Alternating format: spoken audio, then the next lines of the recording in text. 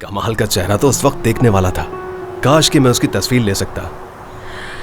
ये तो अभी शुरुआत है, अभी बहुत कुछ होना बाकी है। अब से मैं अपनी नई पार्टनर नताशा एक्स एपिक्ची के साथ बिजनेस करने जा रहा हूँ और इस बात की मुझे खुशी है कि हमें कॉन्ट्रैक्ट मिल गया है। तामिर, ये बेकार जोक्स करना कब बंद करोगे? तुम उस कंपनी को कब छोड़ रही हो? अभी नहीं, अभी बहुत काम है। पहले तुम्हें बहुत से क्लाइंट्स की डिटेल्स देनी है। हमें अब से हम एक साथ हैं। अच्छा ठीक है, हमें देनी है। उसके बाद मैं ऑफिशियली कंपनी से रिजाइन कर दूंगी और फिर उसे बताऊंगी कि हमने उसके साथ क्या किया जो वो इतना बर्बाद हो चुका है। उस दिन का मुझे बेसब्री से इंतजार है।